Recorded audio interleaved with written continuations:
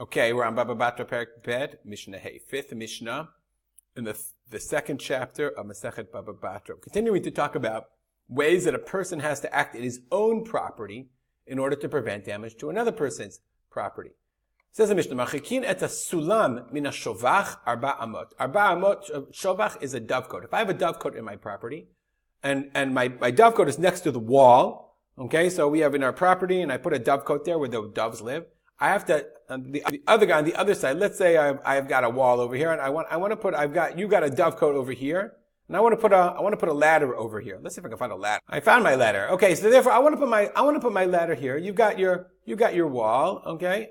Let's make this wall let's see if I can find a way to make this wall a little bit longer. It's a little tricky when I'm doing this in Microsoft Word, this graphics. Here we go.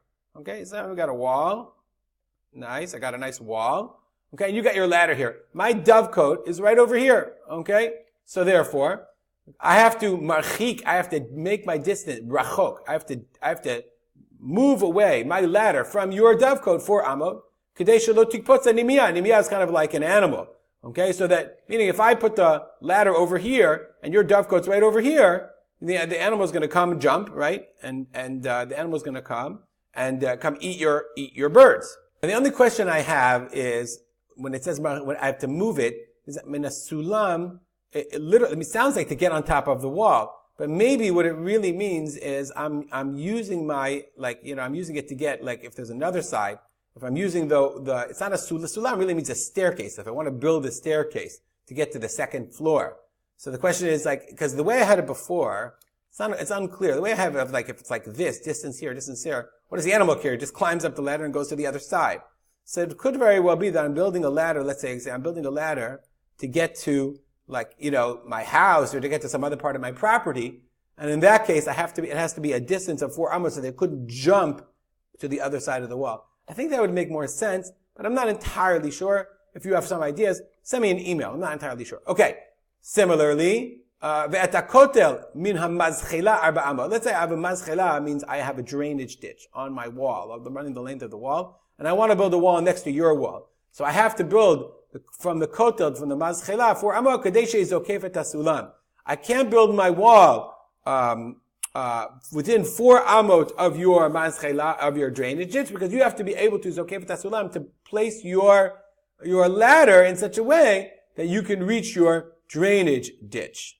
Okay, mazchela tzinor gadol munach al orcha kotel, right? It's a big drainage pipe. Meimei hagag zavim letocho, and the rainwater falls into it. If my wall goes against the entire face of your friend's chatzer, umaschela alav, and you have a drainage ditch, even in my property, I have to distance the wall in my property so that you can get to your drainage ditch. That's a really big chidus. Really, it's a big innovation. Similarly, next case, I have to keep my dovecote 50 amot away from the city. Why? Because my birds go all over the place and they eat your seeds. They're going to eat in your property. And if I want to make a dovecote in my property, I can't do it unless I have 50 amot in each direction. Rabbi Yehuda says even more than that. It has to be Beit Arba Kurim, 50. So I have to have an area of 100 square amot, and I put it in the middle. Rabbi Yehuda says no. Beit Arba Kurim Melo Shegar Ayona. It has to be 75,000 square amot. 75 square amot is much more than that. 1,000 square amot, I just did a calculation, is 273 by 273, so it's much more than 100. Melo Shagar Yonah, that's how long it takes. That's one flight of the Yonah. I don't know how he measured it, but he said the Yonah takes a flight, it's 273.8, it's like, it's about that much. So therefore, one flight worth, you have to have that space for the dove to fly and then come back. But, v'im lakcho, if you already bought a property with a dovecote in it, afilu beit rova, even if it's much, much less than that, the amount of rova ama, right, the amount of land that it would take to produce not a core, arba kurim, to produce 4 kurim, because 75 square amot is the amount of land it would take to produce 4 core, which is a quantity of produce. So if you bought the property, even if it is the amount to produce a quarter of a core, which is 1/16 of that, harehu b'chezkato, it already has this chazakah. established as a property with doves in it, and we ostensibly assume that the original owner had a chazaka to have doves, and the neighbors didn't mind. We'll stop here and dedicate our learning to the memory of my father, Rav Simcha ben Yitzchak Kalman. There we are. Have a good day.